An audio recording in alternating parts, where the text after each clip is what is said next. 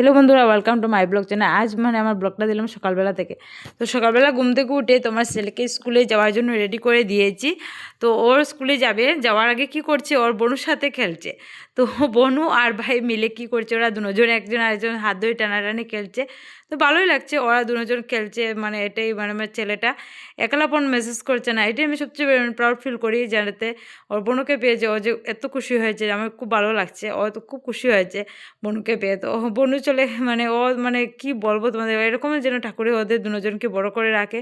আমি ঠাকুরের কাছে এইটাই চাই আরে। তো ও স্কুলে চলে গেছে, চলে যাওয়ার পরে তো ওর বোনটা হয়ে গেছে একলা করে। তো ওকে গাড়িতে বসিয়ে আমি এদিকে বিছনাটা উঠিয়ে নিয়েছি। আজকে সকালবেলা কি করব, আজকে তো বৃহস্পতিবার। তো সকালবেলা উঠে ঘরদোর পরিষ্কার করে তো ঠাকুর দিতে হবে। তো এমনিতেই আমার বর দেয় বেশিরভাগ ঠাকুর, তাহলে আমি দুজনকে নিয়ে সামলাতে পারি না সব দিকে একলা। তো এখানে ওর প্রায় দিনই দিয়ে আর বৃহস্পতিবার মঙ্গলবার প্রায় চেষ্টা করি আমি দেওয়ার জন্য। তো ও সব কিছু রেডি করে নিয়েছি, বিছানাতে সব কিছু টিপটপ করেছি, বেডরুম ড্রয়িং রুম সব কিছু কমপ্লিট করে নিয়ে করার পরে দেখো এখন তো সব টিপটপ আছে। আমার ছেলে স্কুল থেকে আসার পরে তো দুজন আবার উলস্থুল হয়ে যাবে, দুজনের খেলাধুলা এগুলোই আর চলবে ওদের আরে। তো কী করবে, ওরা তো ভাই বোন মিলে খেলবে, এটাই আর কী করবে, ঘরতে চেনে যাও কিছু হয়ে যায় আসে না। ওরা দুজন যে একসাথে খেলছে এটাই ভালো লাগছে। তো ওরা খেলা দেখে নিজের ছোটোবেলার কথা মনে পড়ে যাচ্ছে। তো ও খেলা সব কিছু কমপ্লিট হয়ে গেছে। তো আমি এদিকে সকালবেলার জন্য ব্রেকফাস্ট রেডি করে দিয়েছি। ওর পাপার জন্য ঘি দিয়ে রুটি করেছি আর ক্ষীরের দই করেছি। ওর পাপা তো ঘি দিয়ে রুটিটা খুব ভালোবাসে, ঘি বাটার দিয়ে খুব ভালো পায়। তো ওর জন্য আমি ঘি দিয়ে রুটি করেছি আর ক্ষীরের দইটা করে নিয়েছি।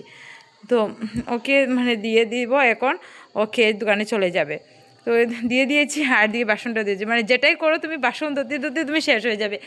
একটা কিছু রান্না করো তুমি বাসন ধরতে হবে, এটা কিছু খাওয়ার পর না তো বাসন ধরতে তো অনবরত এটা কি একটা কাজ একটা হয়ে গেছে, এটা যে বাসন ধরা এটাই আরে।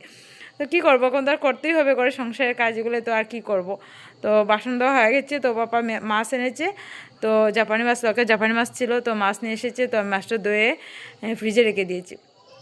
তো আজকে বৃহস্পতিবার সকালবেলা উঠে চান টান করে ঠাকুর ঘরে চলে এসেছি। তো ঠাকুর আজকে যেহেতু ঠাকুর দিতে হবে বৃহস্পতিবার, ঠাকুর ঘর পরিষ্কার করে ঘরগুলো নামিয়ে তো ঠাকুর বাসনগুলো সব ধুয়ে নিব। তো ঠাকুরের কাপড়গুলো চেঞ্জ করতে হবে, অনেক টাইম লেগে যাবে।